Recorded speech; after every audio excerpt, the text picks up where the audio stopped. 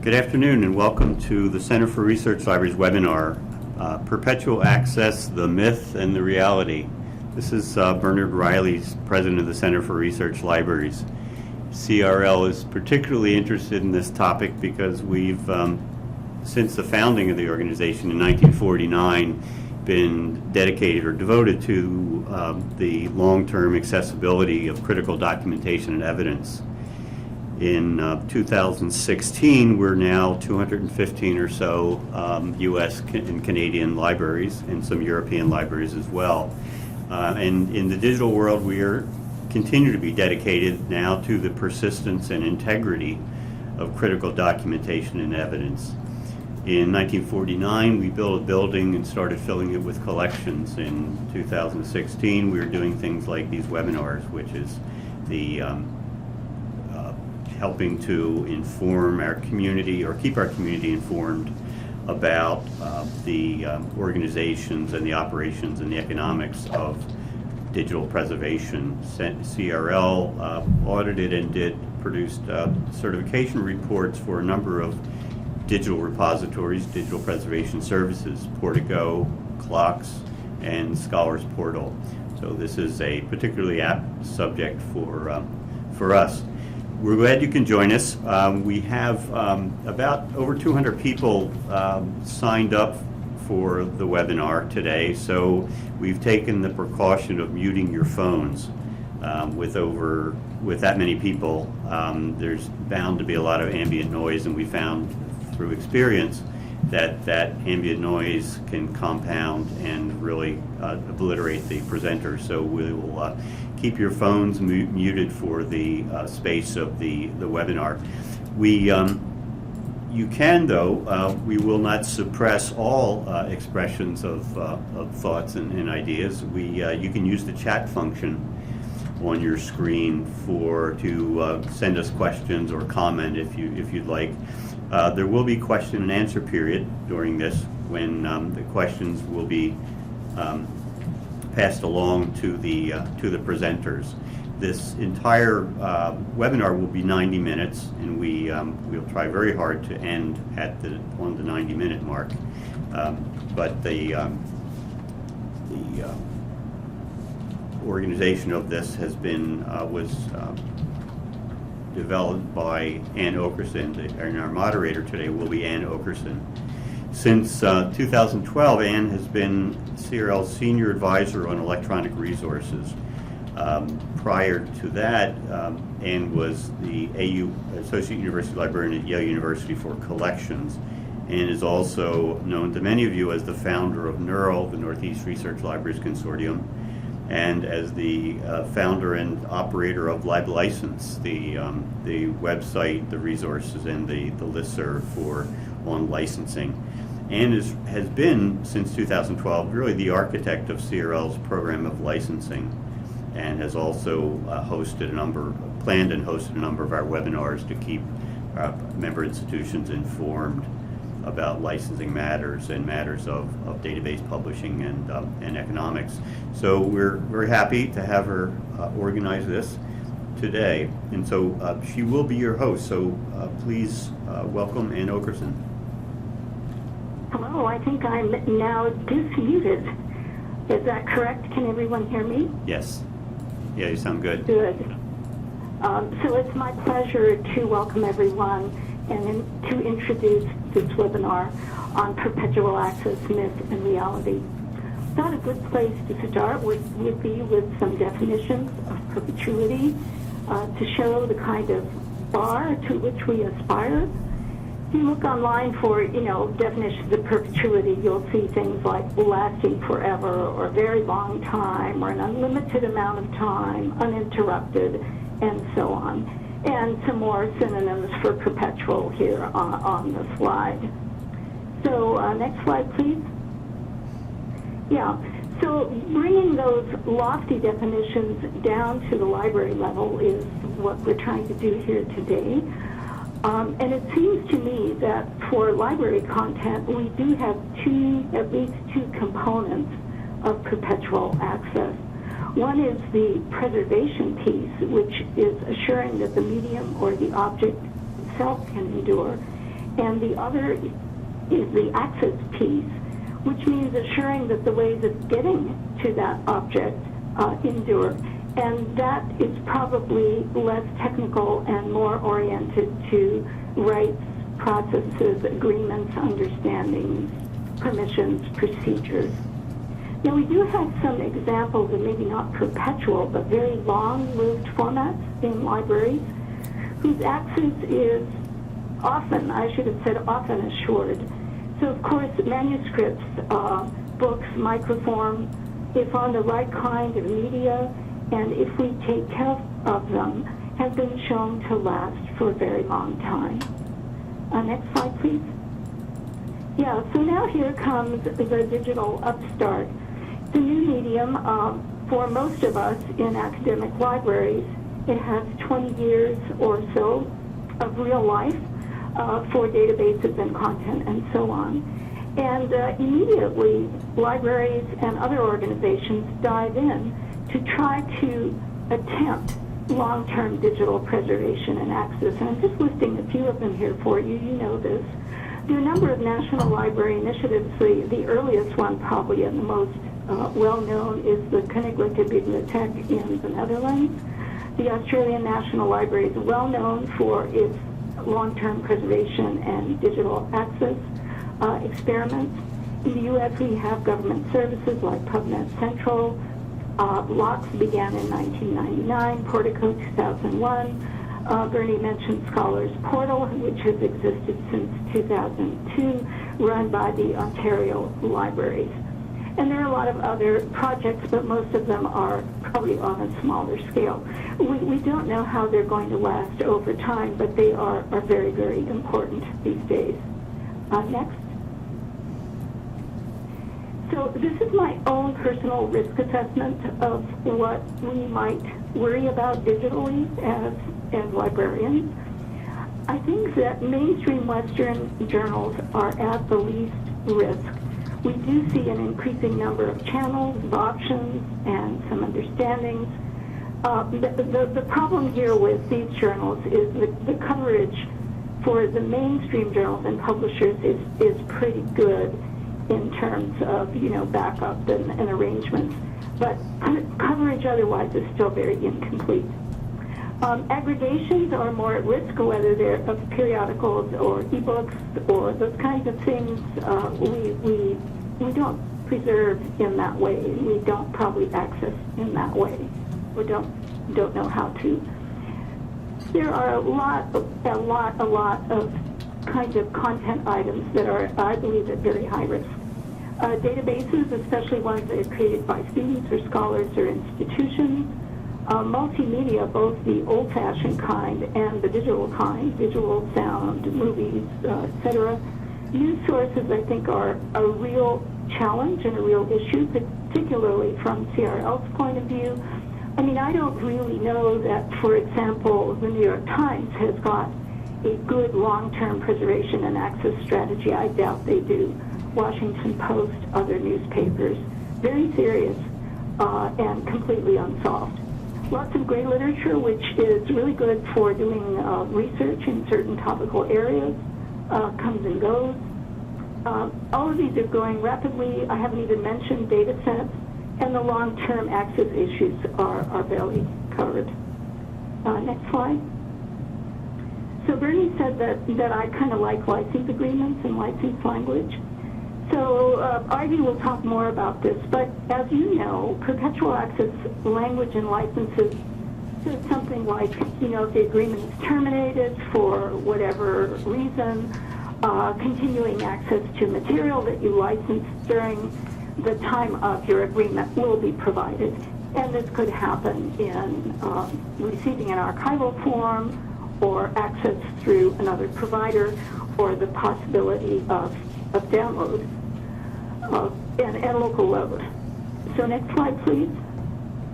Yeah, so, my question always has been for the last 20 years, is this really adequate language? I know it's well-intentioned, but I don't think there's a lot behind it in many cases. And I'm not sure if we went, in fact, to court, as Americans like to do, and sued a provider in 10 or 20 years' time and said, I signed Perpetual Access Agreement and I don't have it anymore, if that would really stand up in any way. It's kind of an untested concept. Do we insist on perpetual access? Well, we try, but many of us have signed a lot of agreements that really don't speak to this. We also say we don't want to pay any additional money for these kind of assurances of preservation access because we're already paying so much already. Next slide. Yeah, there are a lot of other unresolved issues in the states. Do you migrate content only or functionality? For instance, clocks and blocks and Portico have different approaches to this. What about completeness, accuracy of transmission of the original?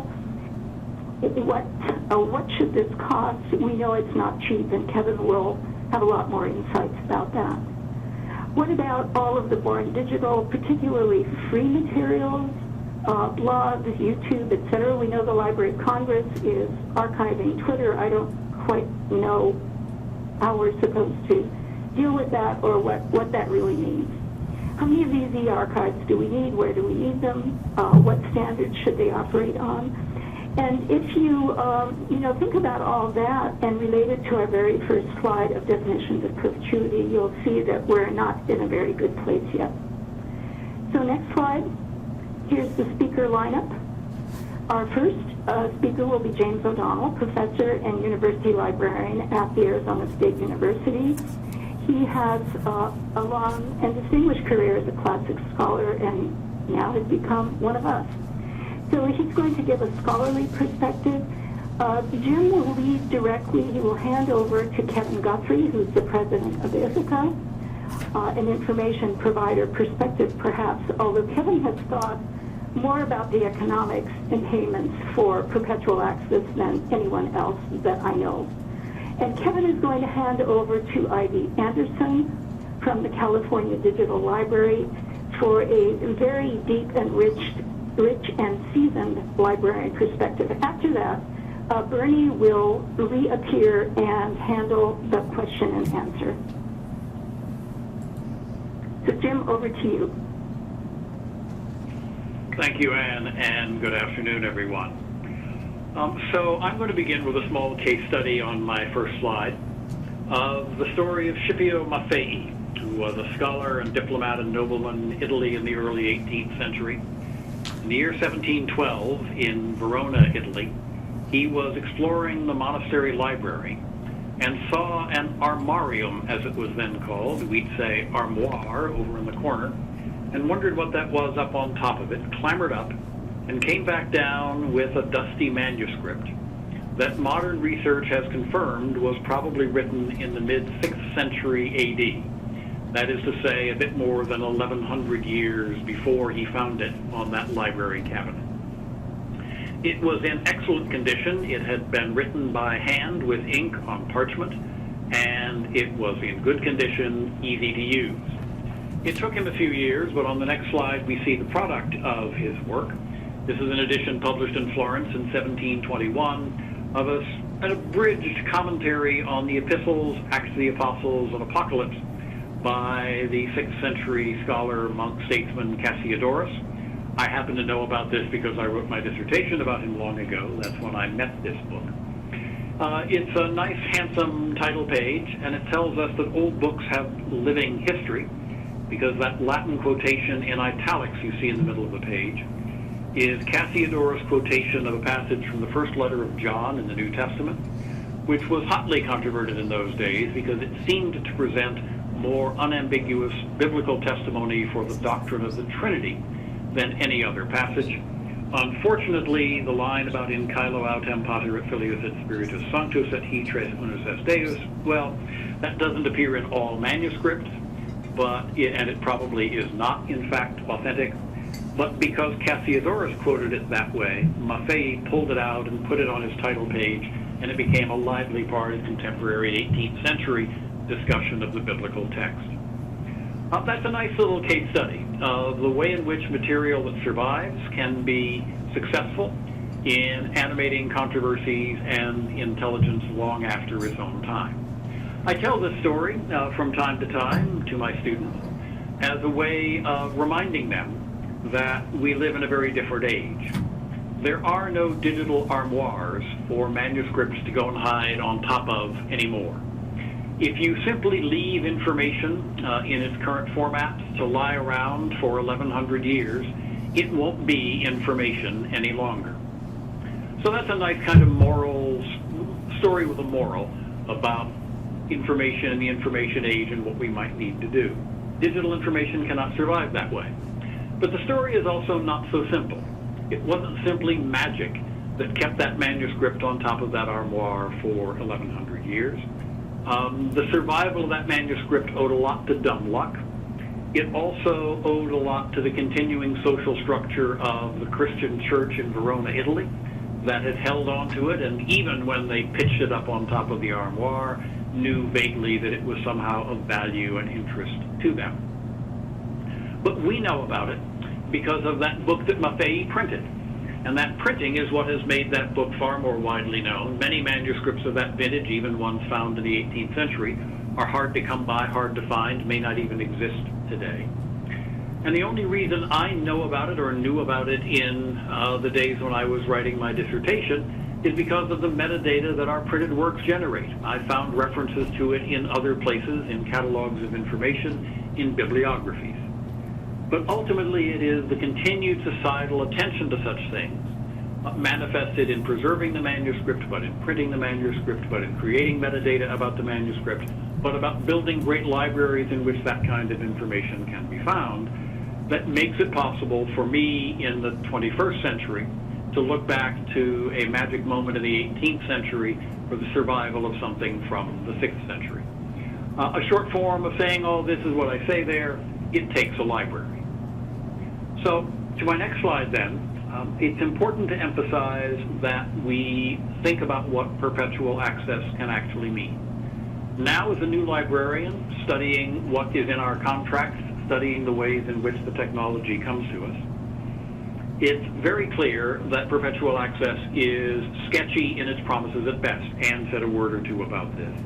Here's my contemporary definition of the publisher saying, for as long as we stay in business, we'll keep this around and we'll let you access it on our servers in the way we decide to offer. I don't think I'm being unfair when I summarize it that way. There's innocence and naivete on the part of many vendors, and there are certainly good intentions, but I very much fear that information we now depend on and will depend on in the future is much at risk. So to my next slide, I outline here the problems with that definition of perpetuity. First, whatever publisher you're dealing with will not be in business forever. Elsevier may have hundreds of years behind them. I will bet you a quarter they don't have hundreds of years in front of them. I'm a classicist. Hundreds of years is the smallest unit of time in which I like to think. But also, the form and function of the product now sold will obsolesce quickly. It will be not meaningfully useful information if all they do is store the website they have now. You may remember that moment in the original Men in Black film where Tommy Lee Jones is showing Will Smith this magical device that will record incredible quantities of music on an incredibly small device. Steve Jobs invented the iPod 2 years later. Was Steve Jobs an alien? That's for students of Men in Black to think.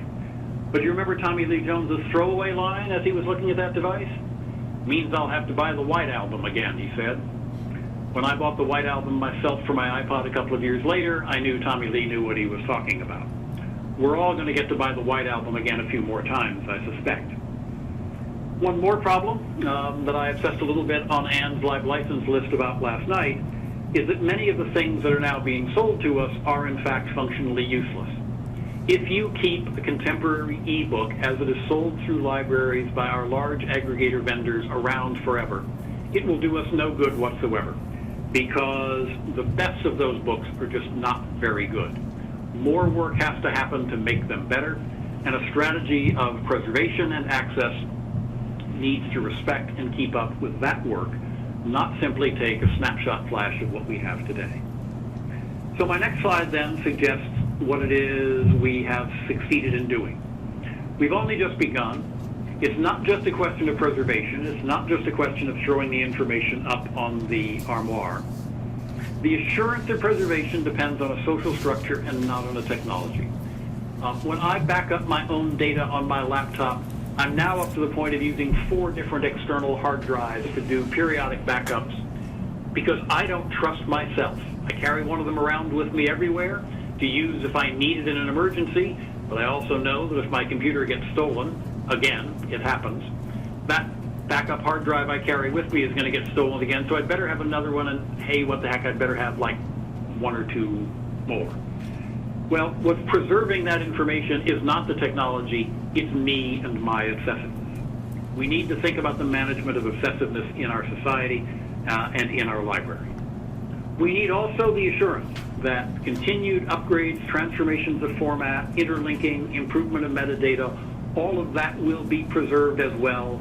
These aren't simple objects that we're preserving.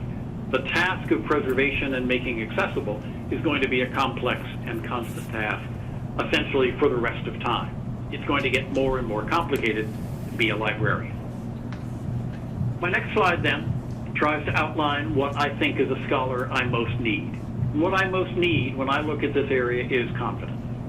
I need to be sure that the stuff will survive, that it will be around for a good long time, independent of the luck or survival of given, finite, human-managed, budget-challenged institutions.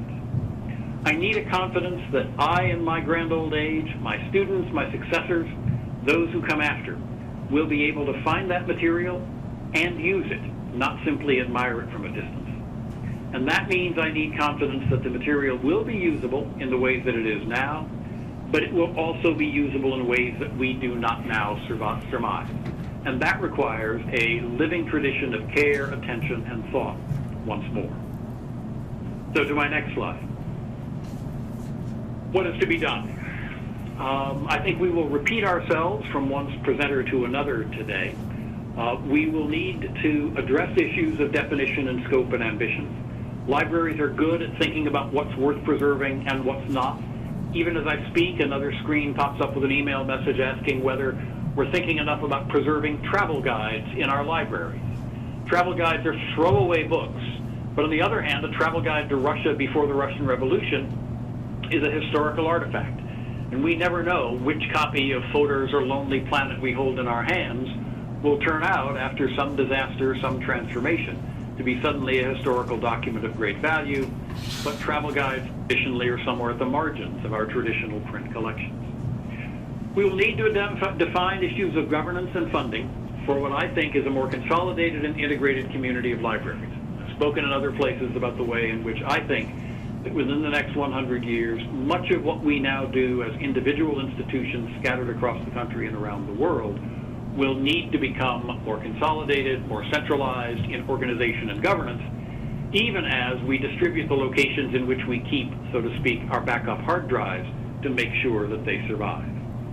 We need to design and execute pilot projects to prove that we can do things. Some of them will be what a consultant friend of mine calls found pilots, where we realize we're already doing something, and if we put the right framework of analysis and attention around it, we can make it into a pilot for projects of grander scale and longer term.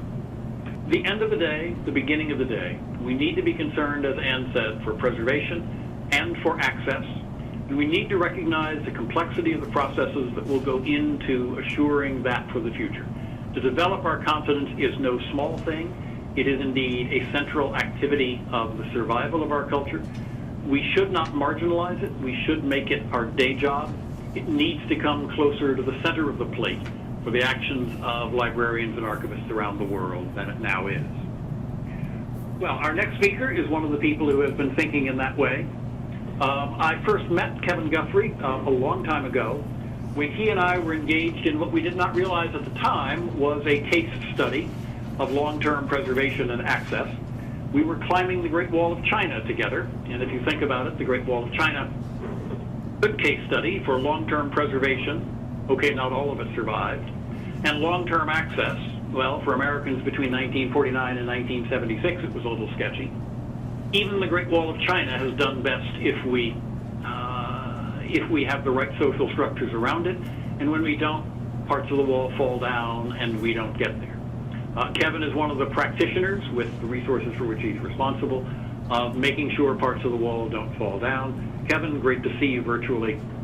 Take it away. Thank you very much. I'm pleased to be here and actually going to pick up on a lot of the pieces that Jim highlighted, the dynamism of the investments that are required, the fact that these are investments that have to continue in effect forever, that the problems are not technical but are social, and that there are issues of shared governance across the system. I'm not going to talk about this from a practitioner's perspective and say, well, here are the solutions that we have, or here's some solutions for you, but rather going to kind of take a few minutes to think about the economics of all of this, because I think that's obviously the core and critically important to it. So next slide. I'm going to start with a story. A long time ago in the early 1990s, I was a research associate at the Mellon Foundation and was working on studying nonprofit management. And an institution in New York called the New York Historical Society kind of went into extremis, was going to go bankrupt. And there was all these articles in the Times and in the Journal and everything in New York about how could this place be in this position? It's got $1 billion or $2 billion worth of assets. How could it be in this terrible situation? And the New York Historical Society actually owns the original watercolors for the Audubon folios of the Birds of America. So, they're priceless. And so people say they have all this stuff, they have all these great and really, really valuable collections. How could they possibly be in this situation? And what I learned in doing that work was that if you're a collecting institution, like a library, like your institutions, and you have many, many valuable assets, the truth is that you actually have many, many valuable or important liabilities. And so for not-for-profit institutions of this kind, the assets themselves are mission value assets. They have great value from a standpoint of the mission, but more often than not, they can't be rented, they can't be sold, they can't be distributed, and so therefore they are actually financial liabilities. And the more valuable they are, the more costly they are to maintain. So when I thought about this at that time, I told myself a little story about, I used to watch game shows as a kid, and when you're on a game show, you can win a car, you can win a Jaguar, and then you bring it home, and then you find out you actually have to pay taxes on the cash value. You have to maintain this terrible car that it has problems all the time, and pay for gas and oil, etc. And you can go bankrupt actually trying to take the free gift. And so in that concept, collecting organizations, when they have collections, need to have resources in order to take care of them. And so I kind of came away from that experience thinking that if you have like a long-lived liability that's going to continue over and over, ideally you'd like to match it with a long-lived asset. And so I came away feeling like it was really important to have, if you were a collecting institution with these kinds of liabilities, that the best form of support would be an endowment that would create ongoing revenue that's similarly inert, that would cover the cost of the inert sort of resource that you had to keep putting money into. So conceptually, that thought process. Next slide. I would apply to the sort of, just give the sort of general comment that these things cost money, and that you have to have the resources in place to do the kinds of things that Jim talked about.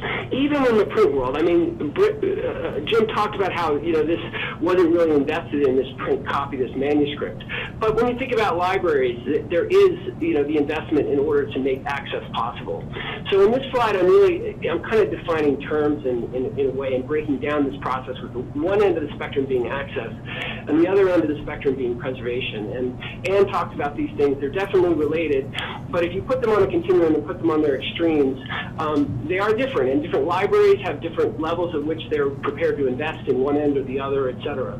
But when you think about print, obviously in order to provide access, you have to have the books locally. You need to, you bring them on, you purchase a book, or you purchase a subscription to a journal, and you bring that onto your campus, and you have it, and then you can provide access to it. Now, you actually incur the costs associated with providing that access. You also incur the costs associated with storing and maintaining it. So let's say that you're subscribing to a journal and you cancel. Well, no problem. You've been receiving these journal volumes over time. You've got them on your shelves. It's up to you to decide whether you're going to continue to pay the cost of keeping them on your shelves, heat and light, circulating them when necessary, putting them back on the shelf. That's up to you. You can provide post-cancellation access. Longer and longer time goes by and people are not using it. Maybe you want the space for something else. You can make some decisions about moving to off-site storage or doing other forms that are more toward a perpetual access kind of notion. And then finally, you might decide, well, I'm just going to de-accession this content. I'm going to depend on a regional repository for that material. I don't really need to provide access very much. I just want to make sure that this stuff is preserved for scholarship just in case. So that's kind of a continuum of access to preservation. Next slide.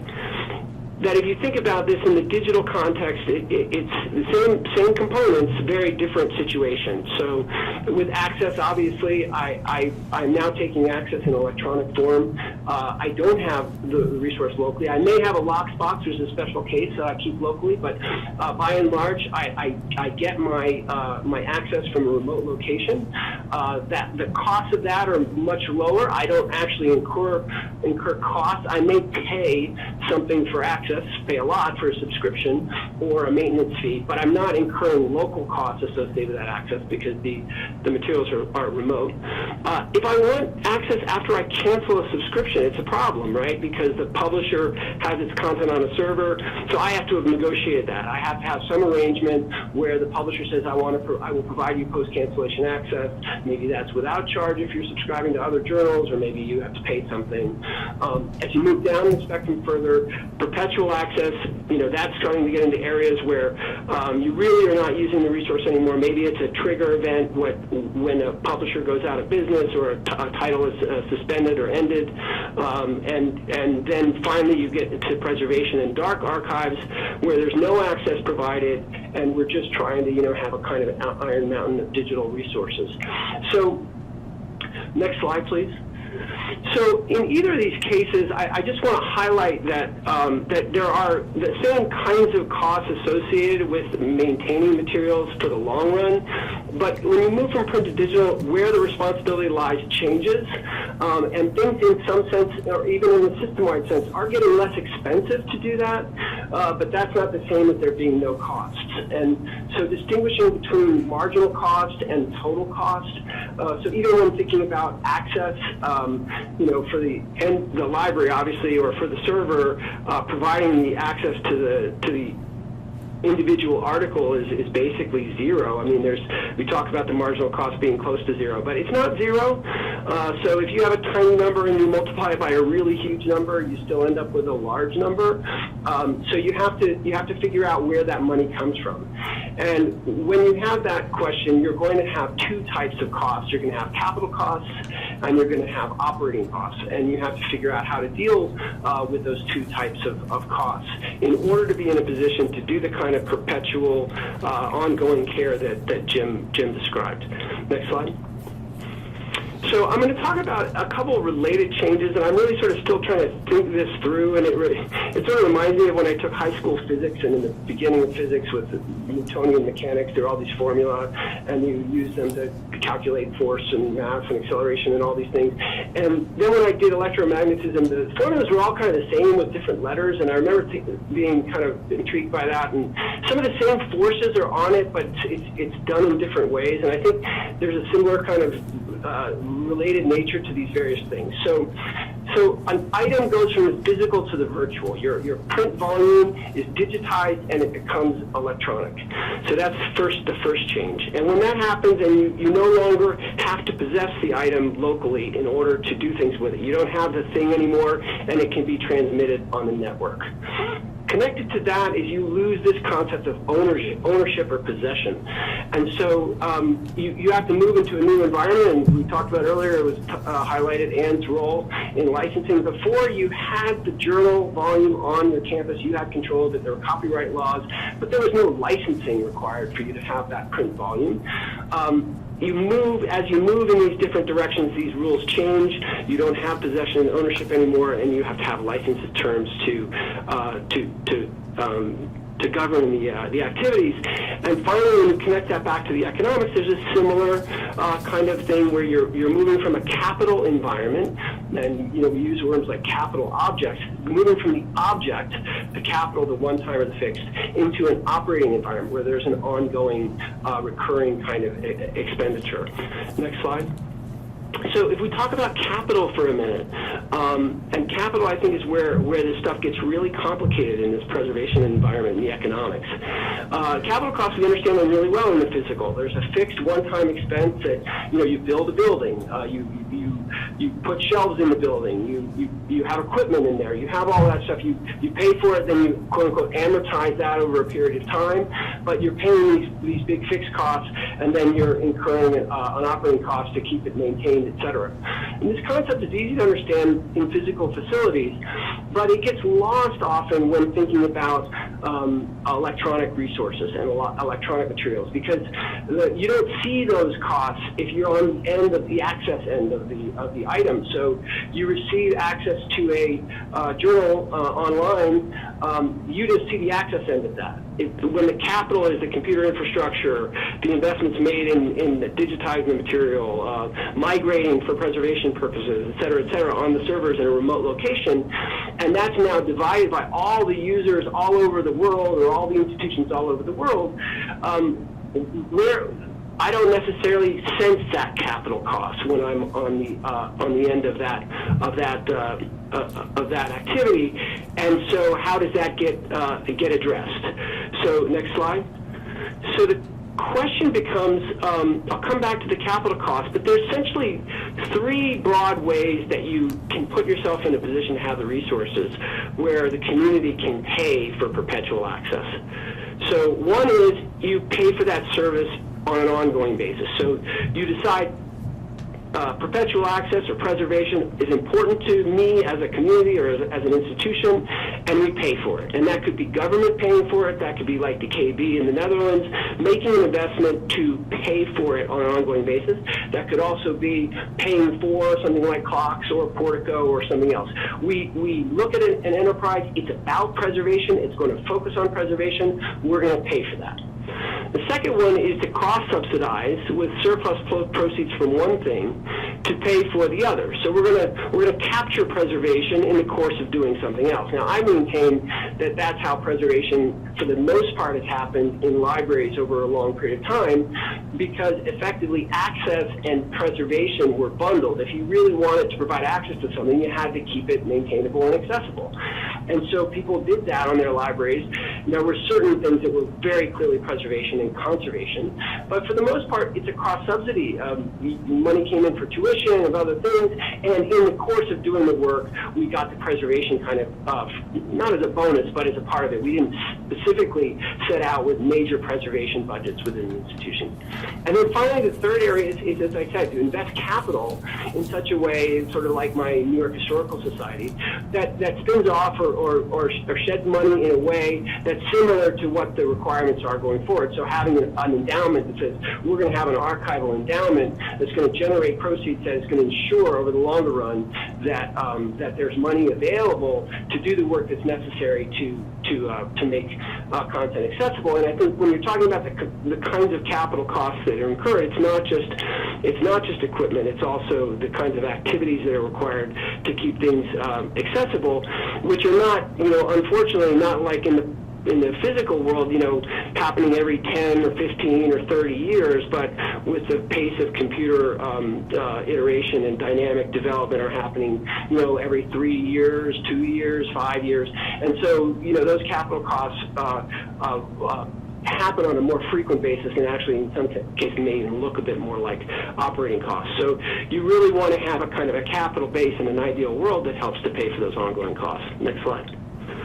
So just a couple of examples, and not to I'm not promoting here, but just to say that, the New York Historical Society experience had a huge impact on me. And in the very early days of JSTOR, back in 1995, I was really concerned because I said, well, we're trying to create a resource here that is going to be around for the very long run, and libraries need to be able to depend on this and make decisions about what they're going to do with their physical collections.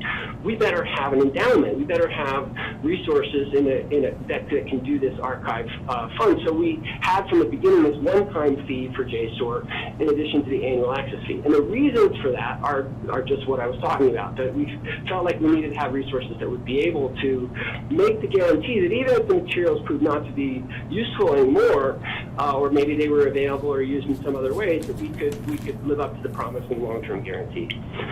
So as a counterexample, I struggle with thinking about how we're going to get to places where there's a real shared capital commitment to long-term preservation, and I don't hear in the arguments about let's just take article processing fees or article processing charges for open access. So APCs, I never hear people talking about the fact that part of the APC is for long-term preservation of the article. It's all about access. It's all about how we can figure out a way to make the open access articles, get them up, make them available. I suppose that if we keep the flow of new articles coming into those, that we'd be able to maintain them. But I never hear about the archival piece of that responsibility. And similarly, for open access more generally, it's difficult to develop the models for how open access content is to be preserved over the long run. I'm not saying that's a problem for open access. Libraries can play that role, others can play that role, but there will be costs associated with those, and they have to be found from somewhere. Next slide, last slide. So in conclusion, the solutions to perpetual access, there's not a technical or one-time kind of, hey, here's the service that we need, or here's the special formula, or here's the special answer.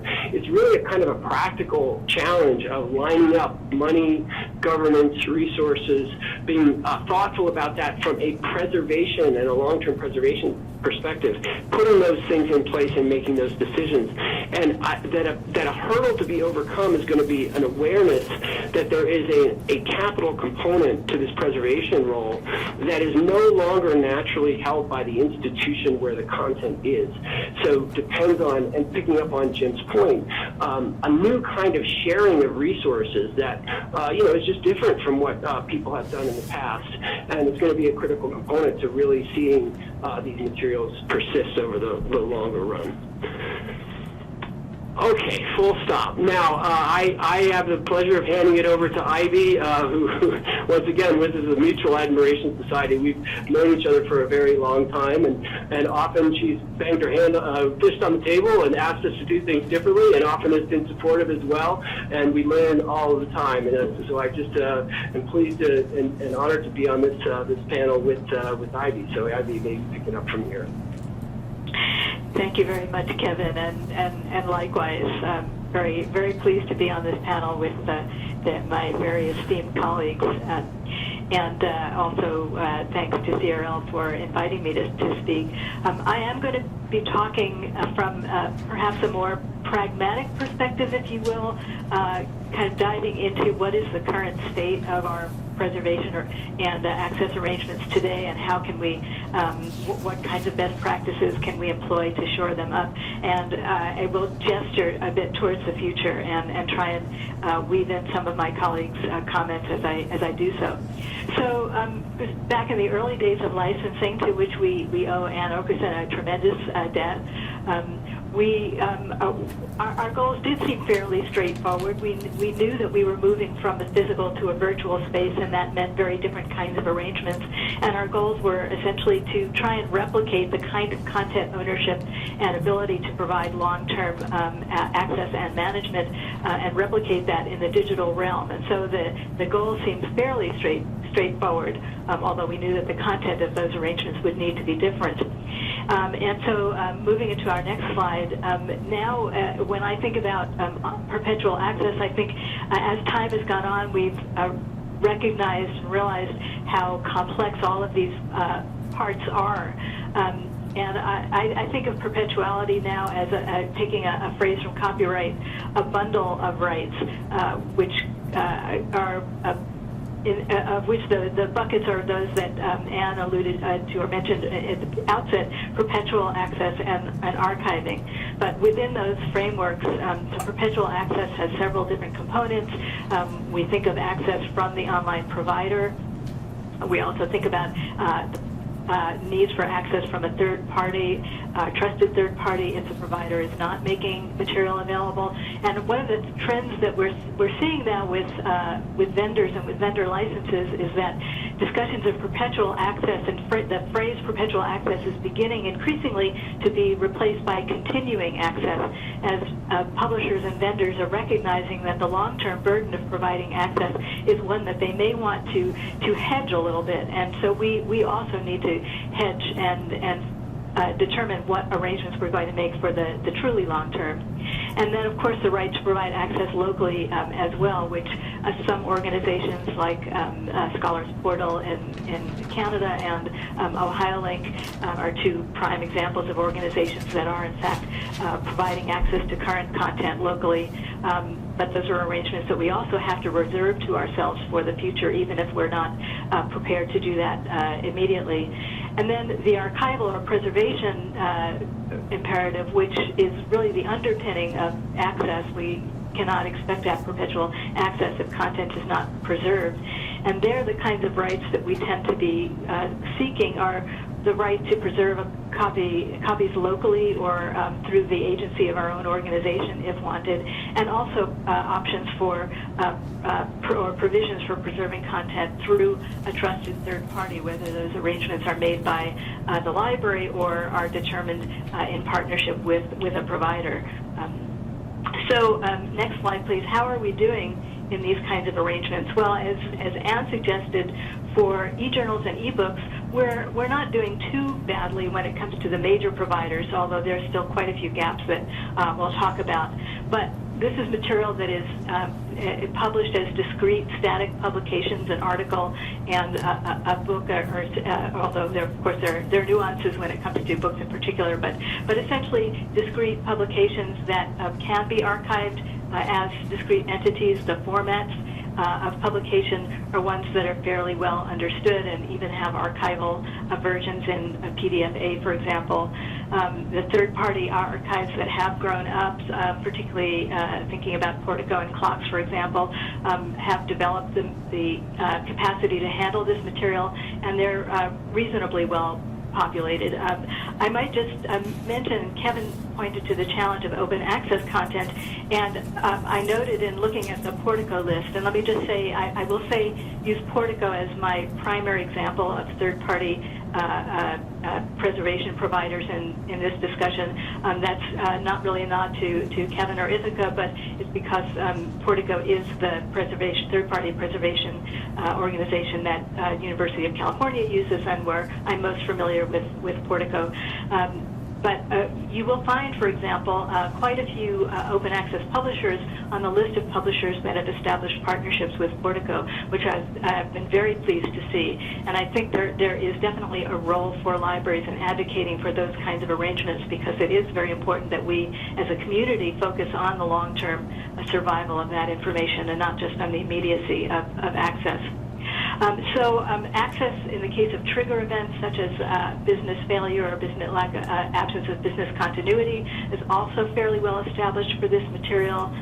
Post-cancellation access for a customer that may have canceled their own access is often available as well, although the access may not be quite the same as from the original provider.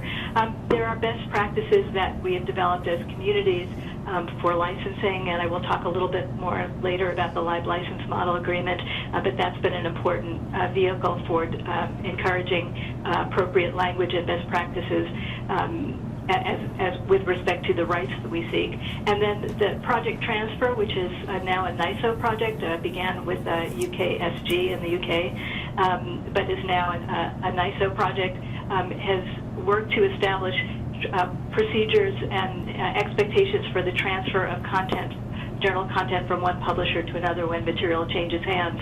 And that has been very useful in establishing the locus of responsibility for ensuring perpetual access over time.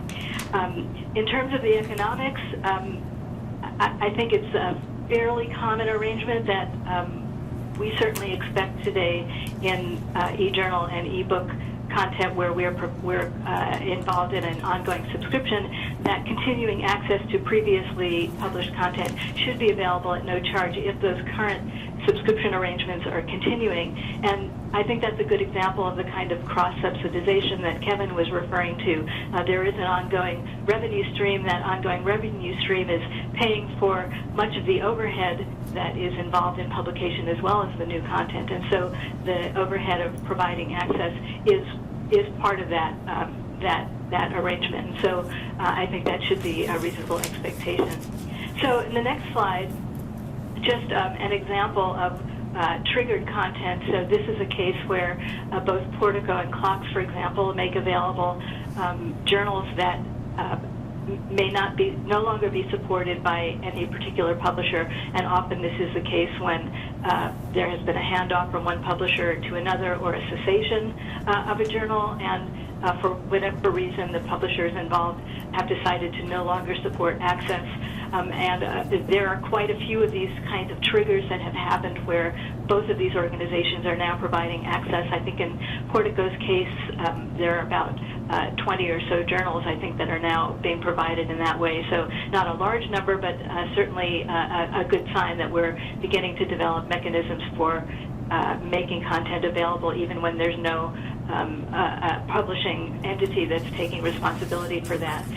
One of the things you can see in this slide are the differences in the presentation of that triggered access, where in some cases the interface through which access is being provided may not in fact have all of the bells and whistles and all of the features migrating forward that one would expect in current content. And so Jim talked a little bit about the need for mechanisms and structures that can migrate content into the future, not just in a basic way, but in a rich and functional way. And certainly there's still more work that can be done in that regard.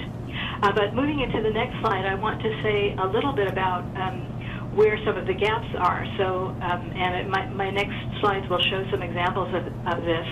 So there are gaps in archived holdings, even with respect to the third-party archiving agencies with which we have important relationships.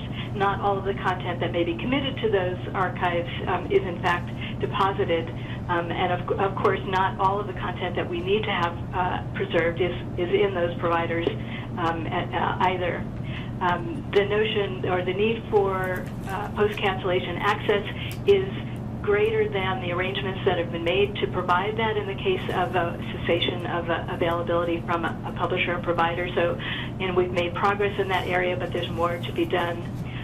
The issue about fees post-cancellation is one that, again, Kevin's pointed to the need for ongoing financial support for these kinds of arrangements, and when there has been a withdrawal of access, or a cancellation of an ongoing subscription, we need to have some expectation that there will be current costs or costs to maintain current access to previously published material if we have that perpetual access right. And the question, of course, arises is, well, what should that cost? What should the level of those fees be? And I don't think we, as a community, have any consensus about what that level of fees should be. We think they should be modest, but what does that really mean? So I have questions there, not really a lot of guidance. Unfortunately, it doesn't happen all that often because we tend to have ongoing relationships with many of these providers, and so that question hasn't really come home to roost yet, but I'm sure that it will for many of us. And despite the kinds of arrangements that have been put in place to manage changes in access and over time, content still doesn't disappear unpredictably from some of the platforms that we're currently licensing information from. So this is the easy stuff, but it still has many, many challenges. So in the next slide, just an example of what does our coverage look like of the scholarly e-journal literature. A fairly recent survey by ALPS, the Association for Professional Scholarly Publishers, noted that, or discovered that nearly a fifth of the small publishers in that in their survey sample did not have any archival arrangements for their content. So again, maybe many of the major journal publishers have arrangements for archival backup of some sort, but there's still quite a few that don't. And the chart that you'll see below shows that if you look at the total output of scholarly journals, which has been estimated to be in the 35,000 title range worldwide, Portico and Clocks are covering something, on the order of half of that, maybe a little under, maybe a little over, depending on the things being a moving target. So there's still a lot of material that is not fully archived. The good news there is if you look at, there's a line there referring to JCR, which is tracking some of the most important high-impact journals that many of our institutions license. And you can see that the coverage in Portico and Clocks is a larger number than the set in JCR. So when it comes to, again, the major literature, what we might think of as the major journal literature, we're not doing too badly. There's quite a bit beyond that needs some sort of archival arrangement. Moving again to the next slide, even where content has been committed, it's not always in those third-party preservation archives. So this is information that Portico makes available about the percentage of content that's committed but not that has been already preserved as a percentage of what the content that's been committed. So the percentages are reasonably high, but they're not 100%. We did an audit within UC last year of the content that we licensed and how much of it was being preserved in Portico. Again, Portico is our primary relationship. And we found that only 50% of the issues in our sample, it was admittedly a small sample, were in fact actually deposited in Portico. Now, I want to say that this was an audit that was based on retrospective content. So we were looking at backfile content. And in the case of backfiles, there's a lot of work to be done by all parties to scoop up, if you will, that older content and make sure that it's deposited. We're going to repeat this kind of audit with more current content to see how we're doing with the more current issues, which is perhaps more relevant when we think of the no longer availability of print in our libraries. So just something to be monitored and to be worked on. A tremendous amount of progress is being made in making sure that these commitments are fulfilled, but there's still work to do in that regard. In the next slide, we're just looking at the perpetual access claims in Portico. So this gives you a picture of how often libraries are in fact turning to these third-party archives to fulfill an access claim that may exist. And these, again, may be cases where there was a cancellation, and so post-cancellation access is needed, and libraries are looking to these third-party archives to provide that access. And the number is not small. It's a fairly sizable number of these kinds of requests. So the need definitely is there to have alternative access mechanisms for providing access to content. The next slide shows you where the gap is in having those kinds of arrangements in place. So many of you will know that in the case of Portico, for example, Portico has a post-cancellation access agreement, but not all publishers have in fact signed that agreement. So the coverage is quite good for journals, less good with respect to ebooks, which of course is a newer area in our provision of service and archival arrangements. So more work to be done there to provide that kind of backup access. Well, in the next slide, I just want to say something about where do we go for knowing what is being preserved, where, if we're looking for information about archival arrangements and who is preserving of what. And many of you may be familiar with, but some of you may not be, may be less familiar with the Keepers Registry, which is a service coming out of the UK that is attempting to collocate and provide access to information about which archival entities are preserving access to e-journals. And so they collect information from Portico, from Locks, from Scholars Portal, from the eDepot, which is the Royal Dutch Library, and several other services. And so this is a good resource to be aware of if you want access to or information about what journals are being preserved by which of these services, and also where the gaps might be. So each of these services provides holdings information to the Keepers Registry now on a regular basis, and it's a fairly useful source of information. So that was all about e-journals and e-books, which, as we said, are the sort of the territory that is more well covered. So how are we doing with other kinds of content? So if we go to the next slide, excuse me, that was a little bit out of order there. So having said some things about where we have gaps, I also wanted to highlight some positive stories in this area. And so one of them is about K-Theory, which is a journal that changed hands a few years ago. And in the context of changing hands, there was a major rights dispute that prevented any of the parties from providing access to the content. So it wasn't really a lack of goodwill between the publishers, but it was a more complex rights issue than that. And when libraries surfaced this as an issue on several mailing lists, Portico stepped in and worked very closely with all of the parties to resolve the rights issues so that now they are able to provide triggered access to the journal. So this is, I think, a very good story of how these third-party services can not only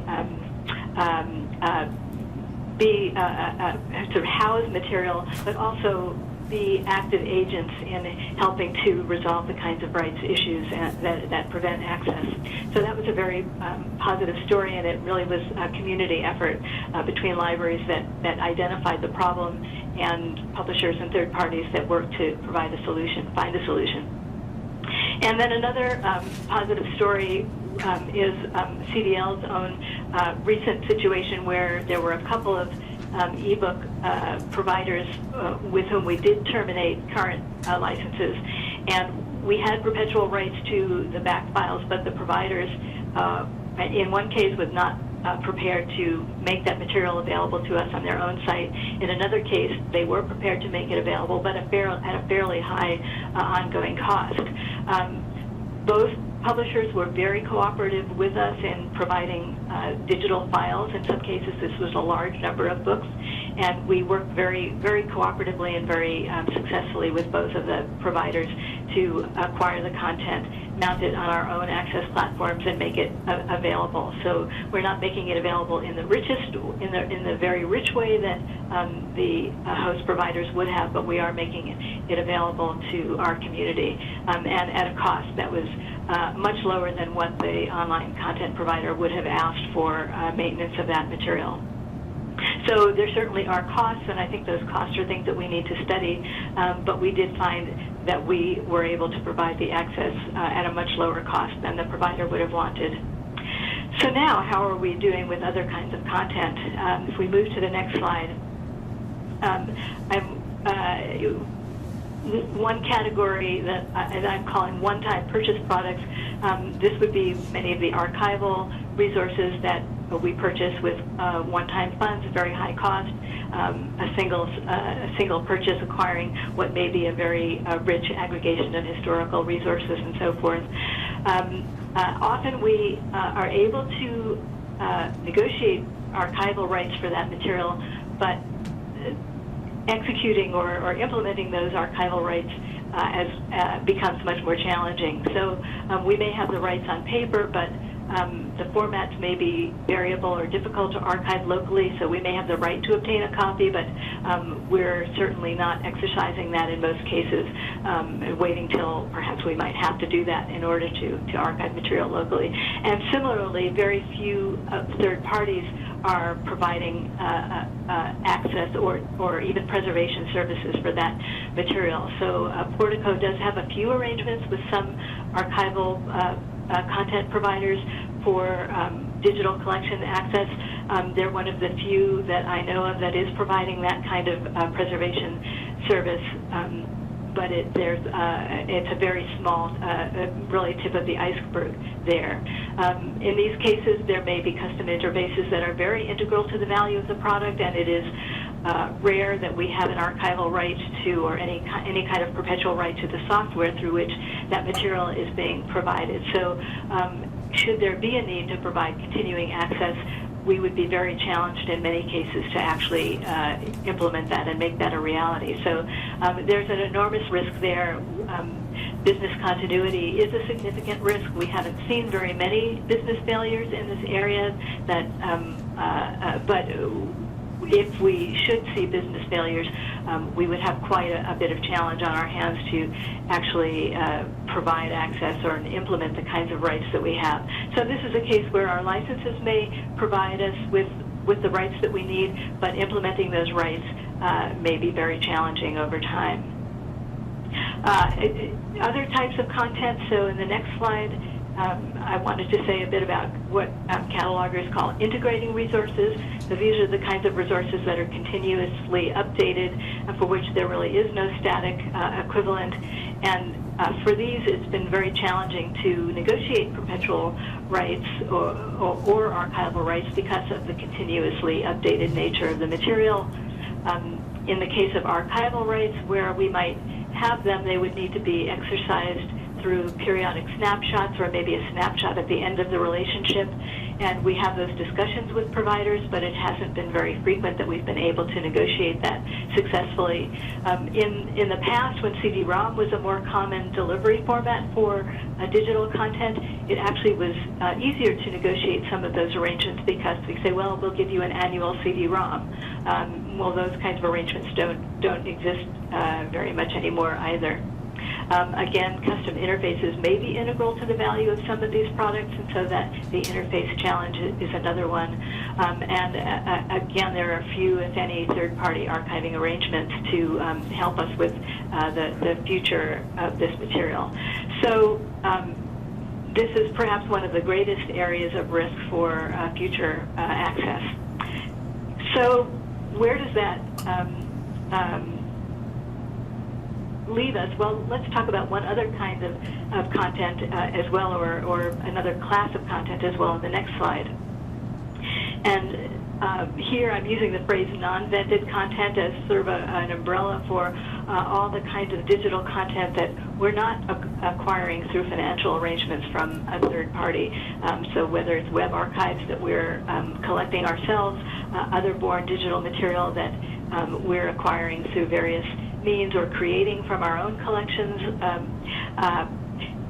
Here there are very few community solutions that are that we think of the type that we think of party business-oriented solutions, and we really have to look to our own ourselves and our own community as the solutions for archiving this kind of material. So, of course, our institutional or consortial repositories. There are a number of cooperative projects that are seeking to be is to ensure the preservation of this kind of material. So, MetaArchive, which is based on the LOX protocol, is one that is a collaborative effort among a number of libraries. One of the newest arrangements that is just getting off the ground is the Digital Preservation Network. This is a very important new project that is seeking to create a large network of institutions that can provide replicated storage for any sort of content that an institution may be archiving locally. And just today, the DPN announced a partnership with Figshare, where they will be including Figshare as one of the partners, or Figshare will become one of the DPN partners to ensure the replicated preservation of the data materials that are being stored within Figshare. So this is a very promising and an important development that promises to be an important agency in this area. And of course, HathiTrust is an important collaborative arrangement for digitized content and is evaluating its future directions in other kinds of content. Internet Archive is another kind of collaborative, if you will, that is providing a host for a lot of material, although it doesn't have the same kind of governance associated with it that some of these other projects do have. But we are seeing the beginning of these kinds of collaborative networks, and they will be an increasingly important part of our efforts. So just to say a little bit about our strategies in this area, I think it is important to be insistent about perpetual rights in our licenses, although Anne is right that we often we will sometimes give up on these negotiations when we don't seem to be successful. I think it's very important that we continue to work on this area, and even in some of the recent negotiations that we've been conducting with long-established providers, where one would think that these arrangements were well established in our licenses, we're having to renegotiate them and reframe them every time, and we need to continue to do that. We have to make this an important part of our portfolio. Without these kinds of arrangements in our licenses, many of the services that we've just been talking about would not and could not exist and provide the kinds of services that they are providing. The live license model agreement, I think, is a very good model. So in the next slide, just a little snapshot of what that text looks like. I won't go into it here, but I just want to point folks to it if you're not familiar with it, or if you haven't taken a look in a while. Some of this language was recently refreshed, and I hope it does address many of the details of the kinds of needs that we have, both to support perpetual access and archival rights. Additional strategies in the next slide. So I think advocating with providers for third-party archiving solutions, whatever your provider of choice may be in that area, it should be part of negotiation discussions. That's often how progress happens in that area. It is important to pursue solutions when there is a problem with content access. Solutions can be found, but they often have to be worked on. So we can't assume that they will happen, and we also shouldn't throw up our hands and say, oh well, another example of commitments unfulfilled. We can make these things happen if we work on them. It might be that collaborative local loading of content is something that we should be doing more of, where there isn't an existing third-party solution. So in the CDL's ebook case, we had the wherewithal to provide access locally. Not every library will be able to do that, but collaborative arrangements may help. We have to monitor these third-party services and make sure that fulfillment is happening. But then, of course, for the newer and more problematic formats, we have not been attending to these, and this is probably an area where we need to focus new and fresh effort in a collaborative space, both for local content and also for the kinds of problematic formats that exist.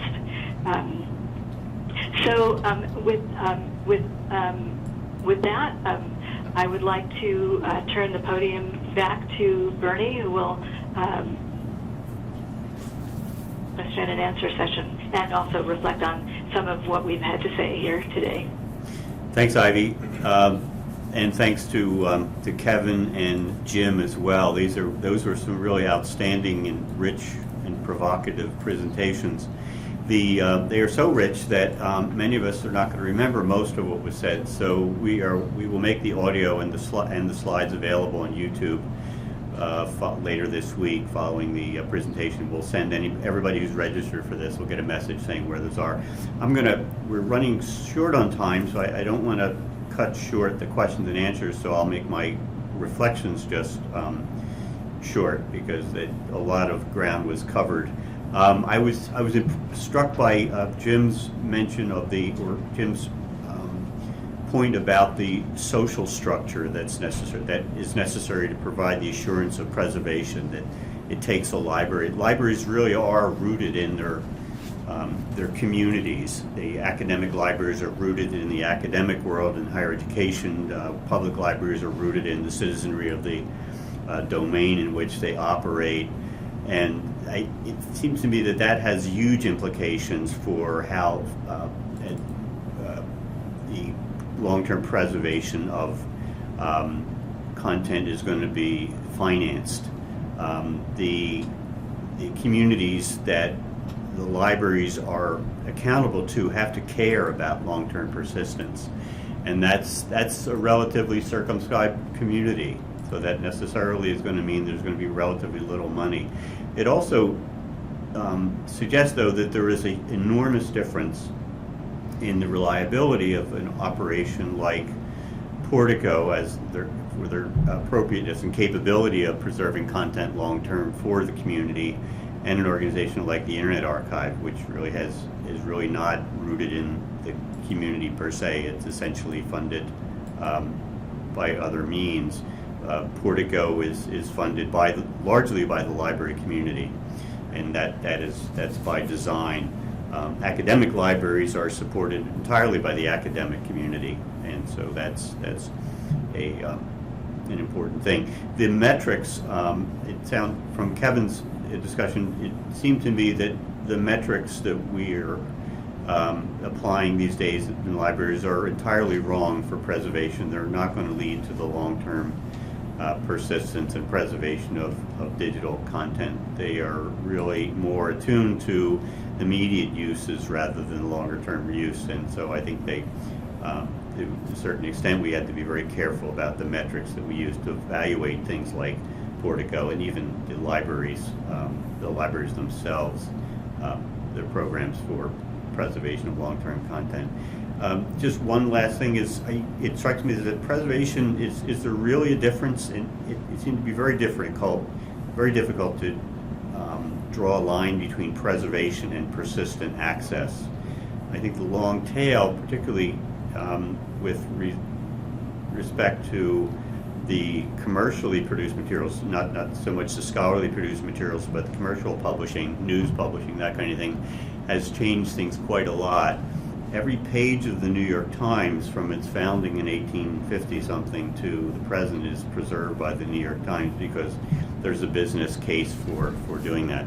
So let's turn to the questions and answers, or the questions at least. A number of the questions were submitted by people when they registered, and so we'll try to cover as many of them as possible. Many of the questions that were submitted have been answered, I think, by the presentation, so I thought our presenters did a great job of that. One of the questions is, what's the role of user expectations and practices in the costing out of long-term continuity and preservation? A couple of the presenters, Jim and Kevin, both talked about the fact that there are new uses that we don't even know yet. And so how do you factor them? This may be a question for Kevin. How do you factor those into the calculus for the supporting of long-term preservation? Well, I think it's not something you can calculate perfectly, obviously, and I think one of the challenges associated with all of this is that there are choices that have to be made in a limited resource environment. So I think what we try to do, and what one has to try to do, is to try to make the content keep as much of the content's features and capabilities as possible, but that are preservable in the long run. And then hopefully when, it is a matter of somewhat hope, if you're talking about things you just genuinely don't know are coming, you'll be able to apply the new capabilities to that content. So you just try to keep the content in as neutral a form as possible, as migratable a form as possible. This is not perfect. There's definitely a compromise. And it doesn't offer the fidelity, richness that even the example that Jim gave to the content. So my short answer to that is to try to normalize that content so it can be migrated as things change, and you can apply those new technologies to the content. Okay, a related question was, with the content increasingly becoming hard to separate from the platform, does that make preservation more problematic or more difficult? When we talk about preservation, very often we're talking about, as Kevin, as you put it, normalized content or discrete content that's something like a book or an article that can be isolated and all, but increasingly things are connected to the platform, relying on the platform and on the metadata embedded in them. So does that make things more difficult? Bernie, if I may. Go ahead, Jim. I think it does make it more difficult. I think there's an issue, for what it means to be a publisher when the published artifact, as it leaves your hands, does not closely resemble what actually gets into the hands of users, and when there are multiple different massages going on to present to users. I think that's just bad practice, bad discipline on the part of publishers, but it's our bad discipline as librarians that we accept this. If you were going to do a fastidious archiving of some of the e-books we get now, you'd have to keep 5 different versions because they are really very, very different. Objects with different kinds of possible fates for trying to make them survive. Good point. This is Ivy. If I could just add, interestingly, some mail came across my desk today about an initiative to try and make this a greater focus of our communal efforts to try and separate content from the interfaces through which it's provided, and perhaps encourage developments in that direction that would ameliorate some of these issues. So there may be some opportunities for community action around that issue. So I have a couple quick thoughts on that. This is Kevin. So when we're talking about text content, primarily text-based content, it's I think relatively straightforward. It needs to be done, but I think you can separate things and then have other things happen to it in the future. It gets more complicated. If you look at things like gaming or software, or where you really need to emulate the actual performance of something in a dynamic environment, that gets much more difficult. The other thing I would say is just that there's a little bit of a Russian egg to this, in the sense that, so for example, we thought that was very important, and one of the things that, whether it's a Clocks or a Portico does, is we actually get content from the publisher and prove that we can make it accessible on a different platform. I mean, so we've done that once. But then one could then ask the question, well, wait a minute, now this content is on the Portico platform, can we export it from there? Which is, I think, also a legitimate question. In the case of, there are multiple checks. In the case of an arrangement we have with the British Library, as part of the legal deposit requirements for the BL, content that's coming from a lot of the major publishers is being processed at Portico, and then we're making that content available at the BL, where they can make access available in the British Library to their patrons. So that's providing a kind of, hey, it's working on a different platform, and then access is being provided through the British Library. So there's some nice checks and balances in that kind of thing. So there are those things happening, obviously not for the long tail of long content, all these things that need to be addressed over time. Great, thanks. Someone's asked on the chat, for ebook content, might we pursue a strategy for access that involves deposit into a single national environment that we all use instead of the vendor platforms? And could we build that environment, own the software, and manage the content ourselves instead of counting on the publishers for anything at all after we purchase license? Does that sound a little like Portico? Well, I mean, we could say it sounds like Portico in the sense that it's a central archive. I think what's being described there, though, is more of an access provision in addition to long-term preservation. So in some sense, I guess it could be like JSTOR or more like JSTOR or other aggregators. I think the challenge there is the licensing arrangements with publishers. I think that would be one huge challenge with that kind of a model. Well, this is Ivy. It also depends what kind of content we're talking about. If you're talking, again, about things like journals or ebooks, there's a certain commonality there that might support that. There are many other kinds of products where there is quite a bit of value added in things like indexing and search tools and so forth. So there's not a simple answer to that question. It's a fairly complicated question. Yeah, I thought. But there may be some areas where that could work. This is a question for you, Ivy. Is there enough data available for people to judge the reliability of perpetual access to the number of the vendor products and things like JSTOR, enough to give people enough assurance to enable them to weed collections? Well, again, for journals, the Keepers Registry is providing some information about the variety of archival arrangements. I don't think that there is a lot of transparency into particular arrangements. A lot of it depends on A, what is in one's own license, and B, knowing through discussions with vendors what kinds of third-party arrangements they have. So getting the full transparency in that area is, it's easier for journal content than for other kinds of content right now, I guess is the answer.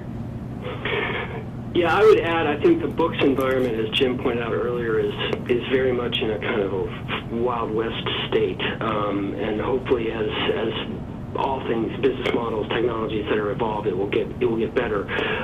Broadly speaking, I'll just say that at least from our perspective, we want to work very hard at transparency, and Portico's created a dashboard that any library participant can access to see.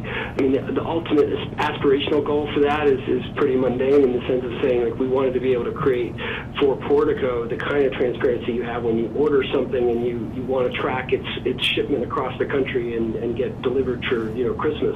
We want people to be able to see exactly which content has been archived, where it is in the process, how available it is. So that's where we're working towards. So you should be able to find out what's covered and what's not, what's in, what's not. And we've got to make that easier, as Ivy pointed out in the CRL audit. And with respect to JSTOR, everything, all the metadata, all the cataloging data for all of JSTOR titles are accessible and available. So I think transparency there is super, super important, and also creating the technology dashboards, if you will, to make it easier for people to get that information readily and easily. Mm-hmm. Great. The person who asked that question he did clarify this. He said he was thinking more of an access environment with preservation baked into the operational model, which is not like the Portico model, which is a dark archive. So I guess it almost sounds like a national site license. Our National Library doesn't really do that for academic libraries, and I suspect there may be others. Collaboration on a national level is very challenging, of course, as we know, for the U.S. because of the way we're organized politically and et cetera. So CRL, of course, is a one organization that is positioned to help a lot with this kind of collaboration. Mm-hmm. Yeah, also Hati Trust as well is a national constituency.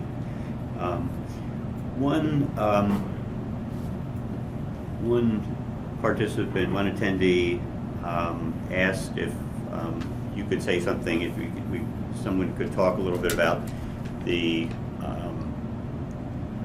concrete strategies for meeting library needs and ensuring we have a strong voice while avoiding adversarial relations with publishers.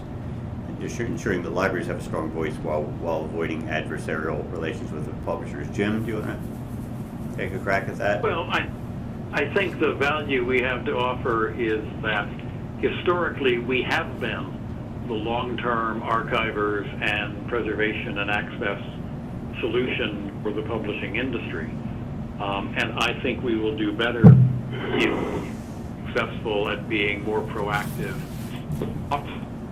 to support that, if only by providing standards and ways of backing up what is otherwise held inside a commercial sector location. So I think there's a win-win. The challenges I'm frustrated by now are ones that arise out of trying to make a business model out of some really, I think, obsolete assumptions about how information can be provided and will be provided.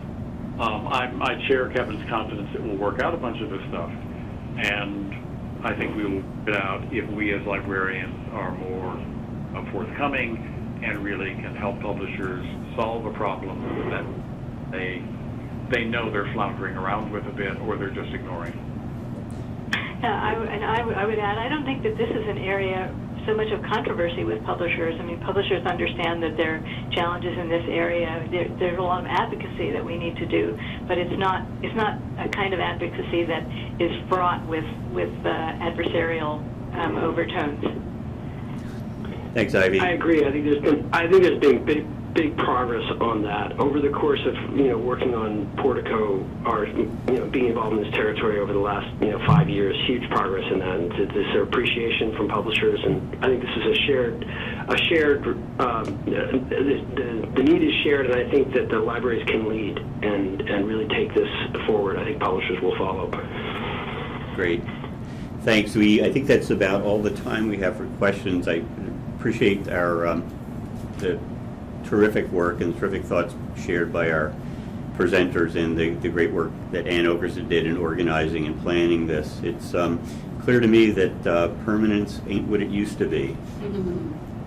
Thank you to all of our speakers. This is Virginia Kerr at CRL. I'd like to add my thanks, and thanks to all of you for joining us today. This is just a reminder of an upcoming CRL event.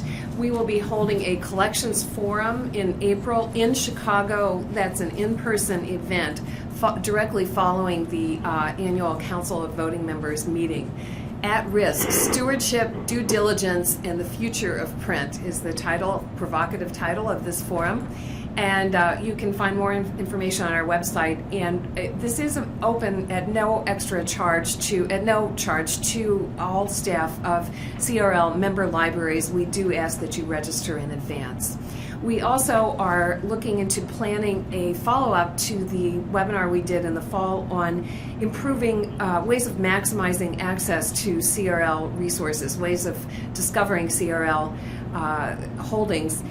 Especially, we're looking into setting up a webinar looking into working with WorldCat local implementations, and we will be posting more information about that. We hope to have a webinar in the early spring or late winter on that. We greatly appreciate your feedback, and we encourage you to fill out the brief online survey which appears at the conclusion of this webinar when you log out. A recording of the presentation will be posted soon on CRL's YouTube channel, as Bernie mentioned, and we'll send out that information to all registrants for the webinar. You can receive updates on CRL collections, services, and upcoming events by subscribing to our online newsletter, CRL Connect. You can also find us on Facebook and Twitter, and we look forward to hearing from you. Thank you.